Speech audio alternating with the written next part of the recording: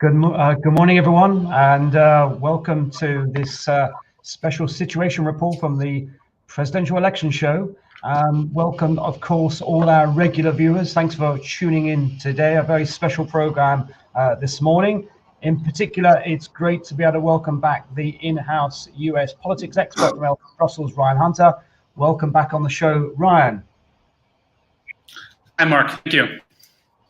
Good to see you. I know you've been up through the night now, a couple of nights. It's still going on, but I think you've got some important news for us that you want to break with our viewers to give us an update, particularly from those key states. There's been a lot going on in the states overnight, not much of it in the mainstream media though. So maybe take us through maybe the big the big headline, and then maybe take us through state by state what's going on. Mm-hmm. That's a good question, Mark. So it's a lot has been happening over the last 24 hours in terms of the outstanding states trying to get their final votes counted. In most cases, the outstanding vote are mail-in ballots, a lot of them from metropolitan areas. And what that's been creating is a situation where in most states, Donald Trump has a lead that has been shrinking as the mail-in ballots get counted and announced. And over the last, I'd say, hour or so, Joe Biden has just taken the lead in Georgia, which is very big news, as no Democrat has won Georgia since Bill Clinton. And the last time a non-Southern Democrat won Georgia was JFK. So this is pretty big stuff, and it is the work of a lot of behind-the-scenes work by people like Stacey Abrams, who lost the governor race 2 years ago, trying to get more people to turn out. And this is the evidence of that. Now, Georgia, Joe Biden's lead is about 917 votes, very slim, but the expectation is that the remaining votes will also be swinging in Joe Biden's direction. So hard to see Trump reclaiming that lead. Now, of course, the outstanding vote is still bigger than the margin, and Georgia's recount rules would say that if it's within 0.5%, a recount can be requested, and by all accounts, we're going to be ending somewhere in that margin. And so the other states that we're waiting for with great anticipation are Pennsylvania, where Joe Biden is, like Georgia, clawing back against Trump's lead. He hasn't taken the lead yet. The expectation is that sometime this morning, U.S. time, which would be early afternoon here in Europe, Joe Biden might take the lead in Pennsylvania as more votes come in. Whether the networks call the state and the race at that stage remains to be seen, bearing in mind that if Joe Biden wins Pennsylvania, the race is over. And if he wins Georgia, he still has to win something else. So Pennsylvania could be a very important call today. And then you get onto, well, North Carolina as well in the East Coast. The expectation is that Trump will win that state. Then you get to the West Coast and you have the states like Nevada and Arizona. Nevada is another case where Joe Biden is a case where Joe Biden's been leading and Trump has been clawing back his lead. It looks very tight there, and in Arizona as well. So I don't know when we'll get any updates from the West Coast states. Nevada last published numbers yesterday morning their time, yesterday afternoon here.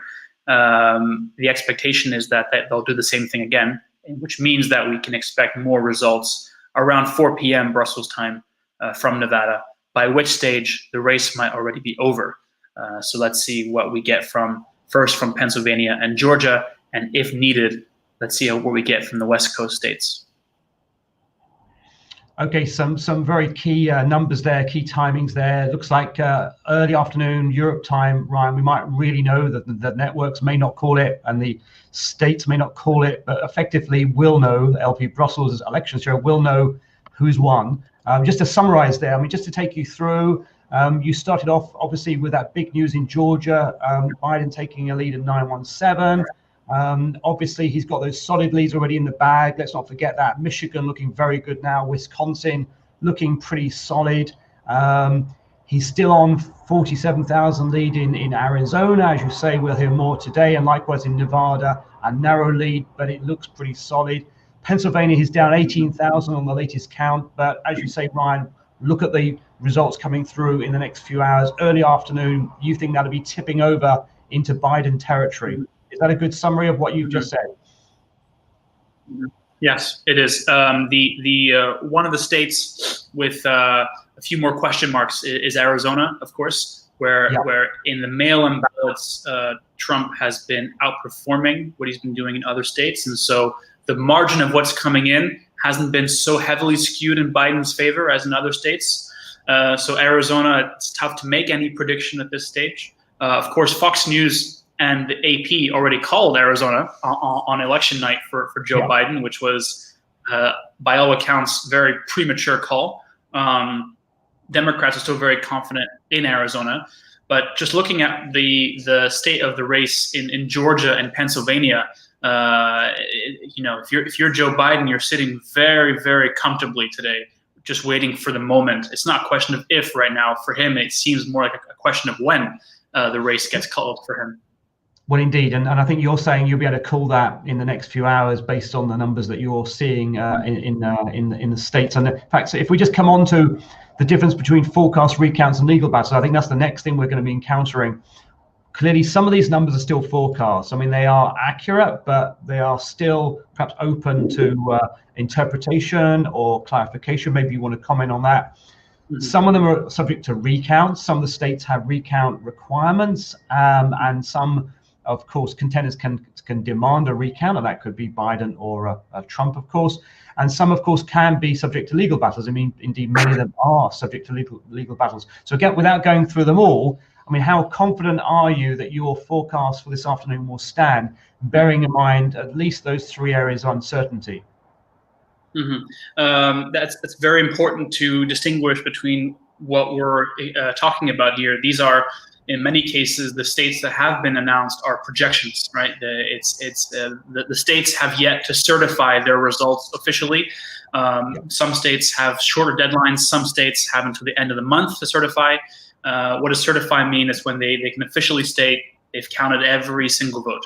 It's the deadline they have to count every vote, and at which point they will certify the results and they'll be official. So for the time being, when you open your New York Times website, your CNNs, and you're seeing these numbers and states that have been called, these are projections. So that nothing is certain yet, although they're using the math to be able to make them. So they're not guesses. It's very they seem pretty sure themselves on this. These figures we have here, just to be absolutely clear, Ryan, these figures we have here, they're not predictions, so they're not forecasts, they're not the actual numbers, but they are projections. Probably pretty reliable, but they haven't been legally verified. So I think that's important for our viewers to differentiate. These are not us trying to predict the result. These are the projections of the result based on the states, but still subject to legal verification. Would you say that's where the status of these figures below? Well, I guess legal verification in the sense that the state will be declaring their vote certified.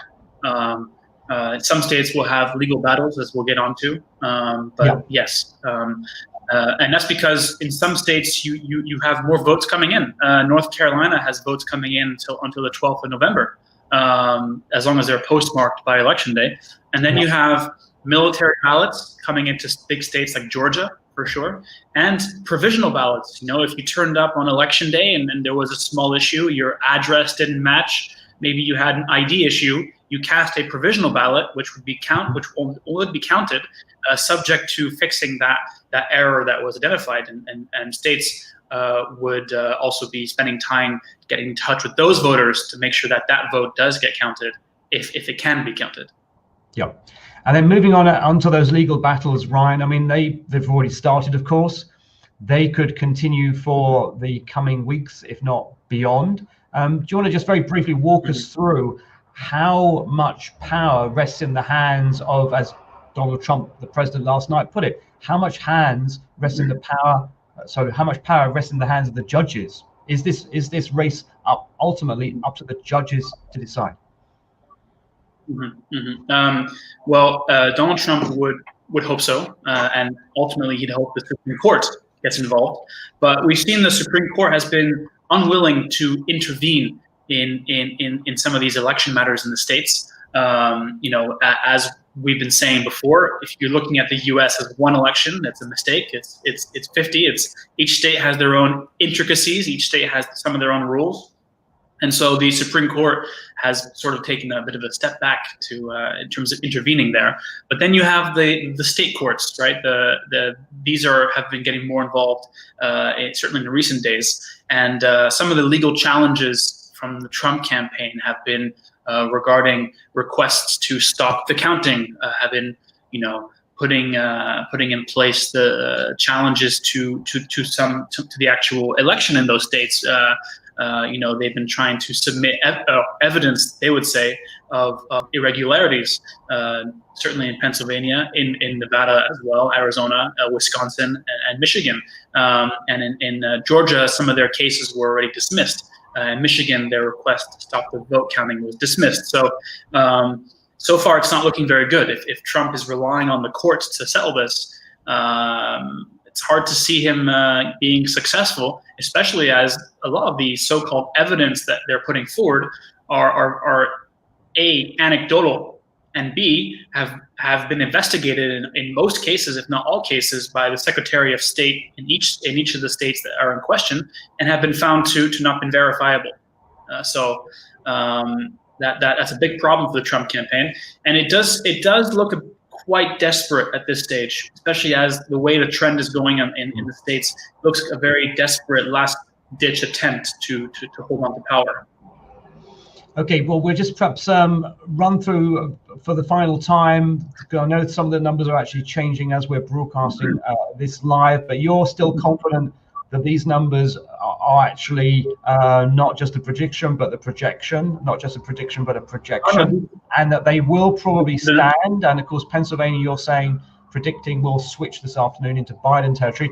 And almost there's no pathway now for Trump to win if these figures stand in the next few hours, bearing in mind what you said, of course, about the legal battle.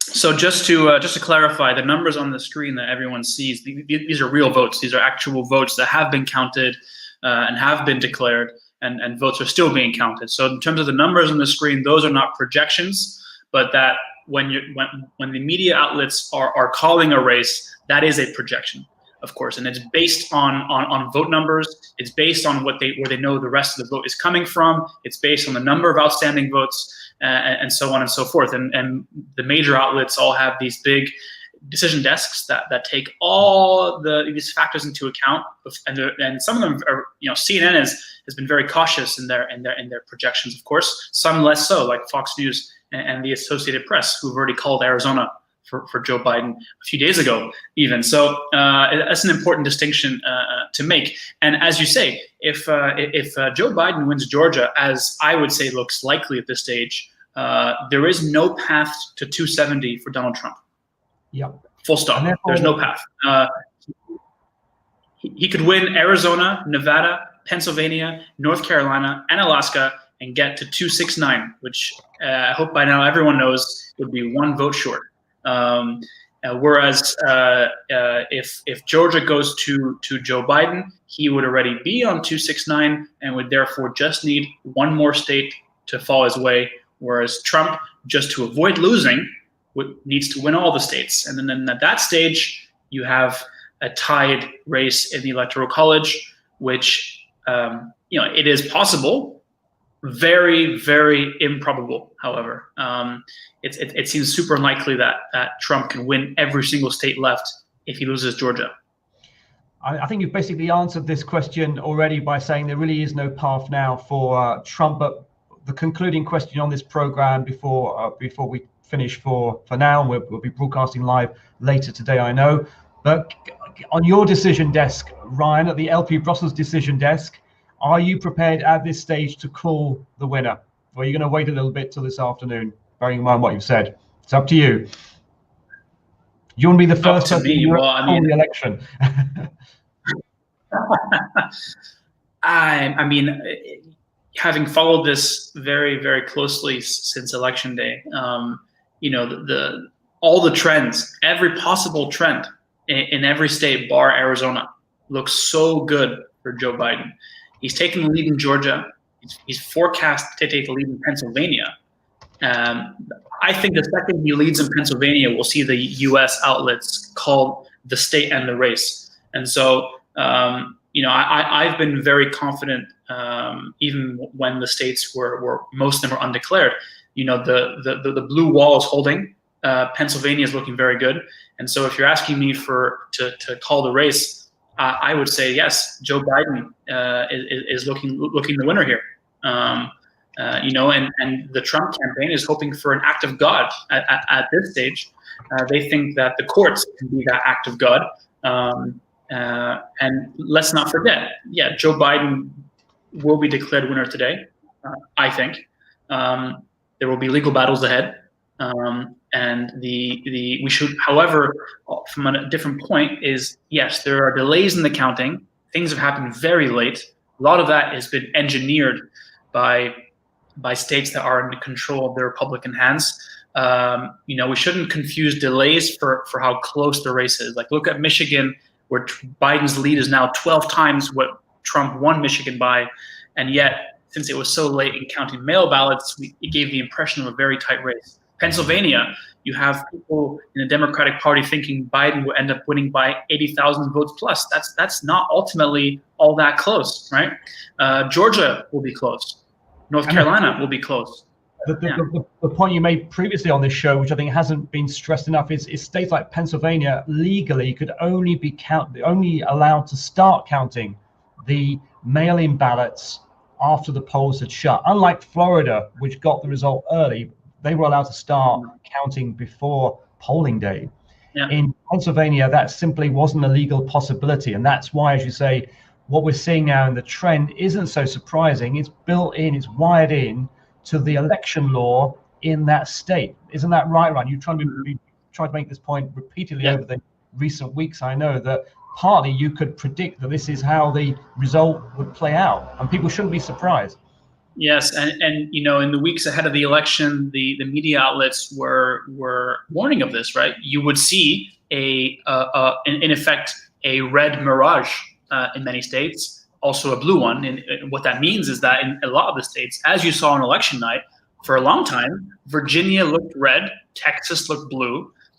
Virginia then started counting mail-in ballots. That completely reversed the race. Texas also brought in some votes, changing the race. And so more than any election, you needed to expect that votes would be counted, different votes would be counted at different times. And in a lot of the key states, that was engineered that way. You know, there were attempts to change the electoral law to prevent that, which were unsuccessful. And so you have situations where the mail-in ballot gets counted last.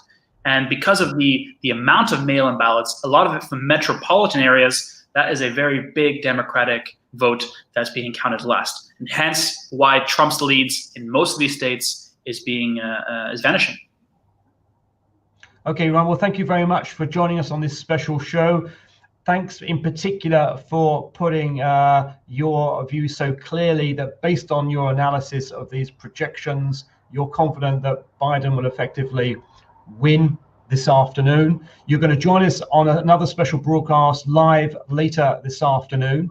And I urge our viewers to join us then for our latest analysis. But I think you've done what a lot of the pundits and the commentators have been refusing to do because they don't want to be wrong. They don't want to repeat 2016. So thanks very much for giving us that exclusive breaking news here in Europe that on your analysis, on your decision desk, Biden will win. He'll have enough votes by this afternoon. Sorry about all the sirens here in lockdown Brussels, but that's a part of everyday life here, as I'm sure it is in much of Europe and America at the moment. But just thank our viewers. Don't forget to like the show, to share, to comment, maybe put questions for Ryan later today, to subscribe to the channel, and to ring that all-important notification bell. Thanks for tuning in. Tune in a bit later, and take care and have a good day. Goodbye. Thanks, Ryan.